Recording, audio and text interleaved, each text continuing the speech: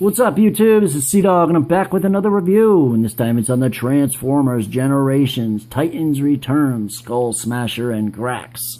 Except for it says Grax and Skull Smasher, but this is aka Skull Cruncher from the G1 fans days. But this is him in the packaging. You can see the headmaster jumping off the robot, barely.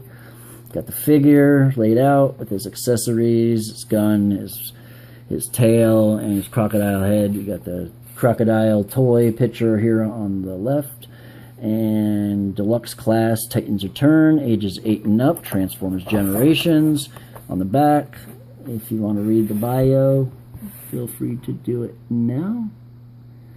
And it also shows you the deluxe, Voyager, and leader class all fit the same size heads or Titan Masters, so you can mix and match. See, Autobot Blaster, leader class Voyager Galvatron, and deluxe class Scourge all can fit any kind of Titan Masters, and they sell Titan Masters by themselves. So let's get this figure out of the box and we'll take a look at how cool this thing is.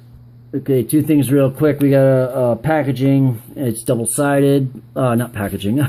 Instructions. Double-sided instructions like all Generations figures have. And we also have a card which has the package art from the front, but in full.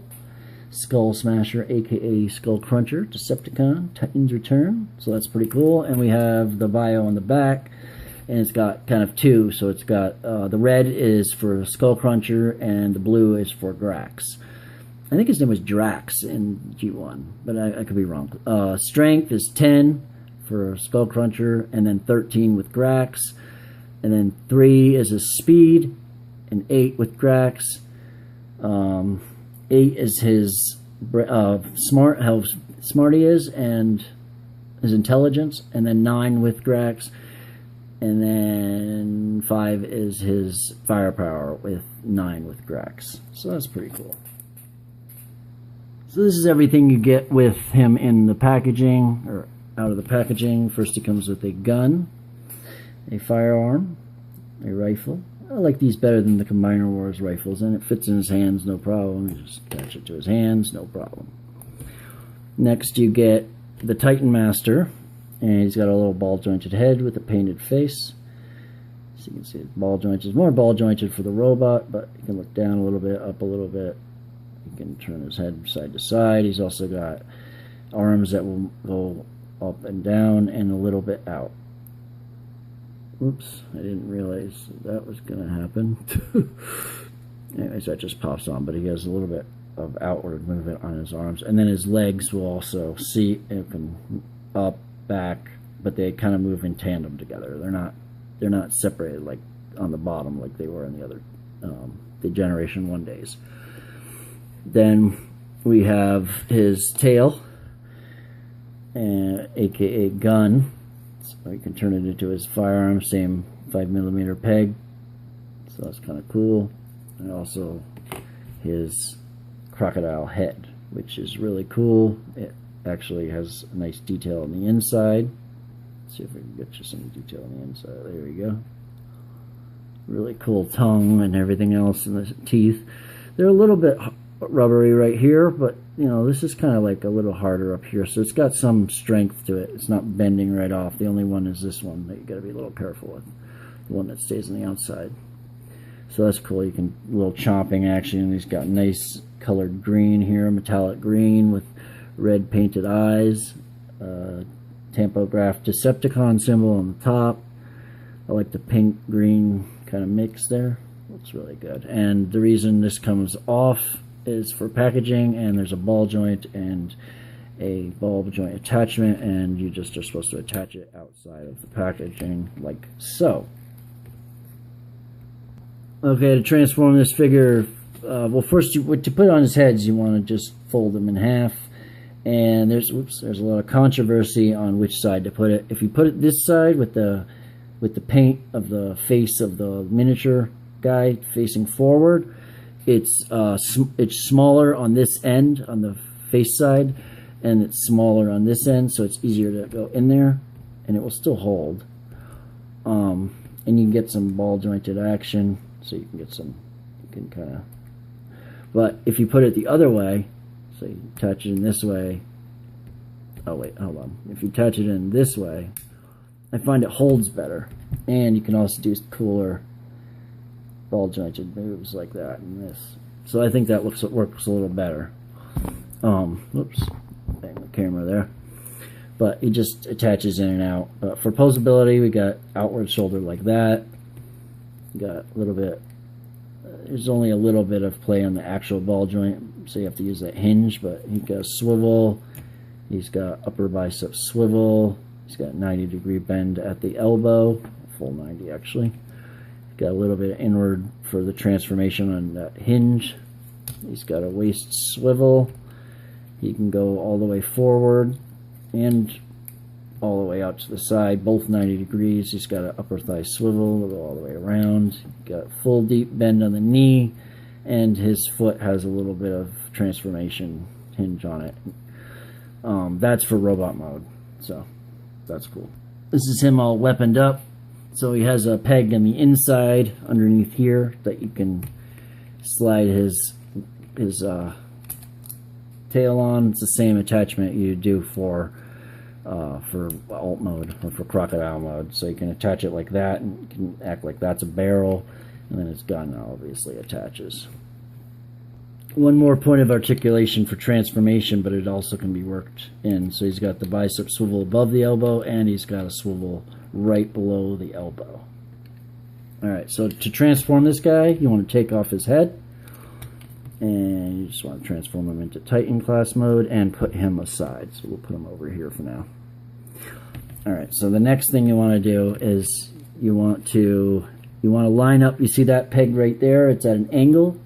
So what you want to do is there's a slot right here, and you want to angle that peg. So what you want to do is you want to make sure it goes up at an angle like that on both sides, kind of like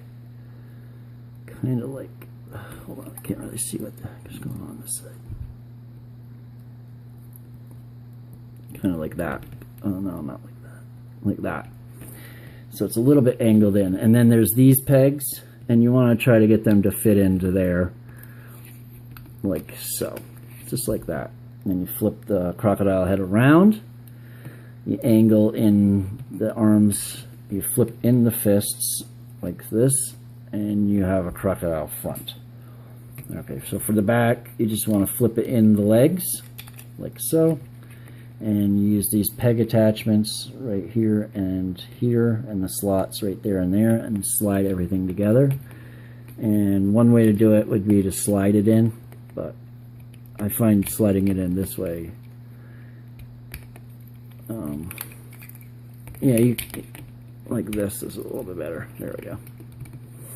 Okay, and then you want to just angle these so they fit right. You want to take this attachment that where I showed you to attach. Right above it is a hole, and there's a peg right here. So you want to attach that like that. It gives a little swivel. Oops, gives a little swivel like so. And then you just angle him together, kind of get him to fit right.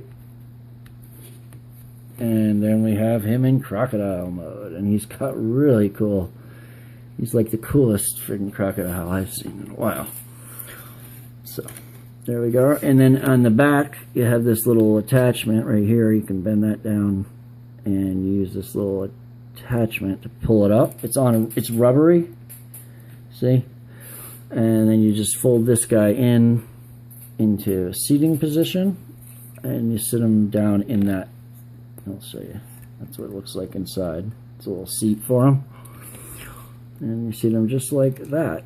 And then you can close it off, and now we got the Titan Master all secured, and the crocodile is ready for Decepticon lunch. Rawr. Whoops, blurriness, sorry about that. Alright, so for posability on this guy, he's got the swivel here, he's got a bend out here, and he's got a little bit of swivel here. It's mostly due for transformation, but he's got a hinge that will bring it up. He's also got a ball joint that will go up and down, so you can get from there to there, and also there to there, looking side to side. Plus, he'll spin and he'll tilt and all that. So you can get him in some really cool poses. Plus, obviously, he's got a mouth that opens. So that's really cool. Plus, his back legs will move around a little bit, just to pose. And then this, you poke it on good, will swivel back and forth. But, you know, when you swivel it back and forth, it does loosen it up, and it's not loose otherwise. So just keep that in mind. But that is Skull Cruncher, or the new name is, what is his new name? Skull something. Skull Smasher. I'm still stuck on the Generation 1 days, but I like how he's got the Generation 1 details, or decals right here, tampographed on. So we have nice silver with the Decepticon symbol there, and on there on both sides. We have some silver here on the toes. That tampographed on the crocodile I show you, really cool.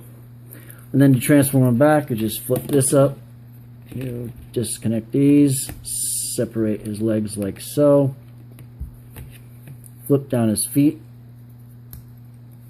make sure these feet are kind of sitting back so they kind of act like a heel support. Flip this up and back, pull these down, use the swivel, whoops, then flip out his hands like so.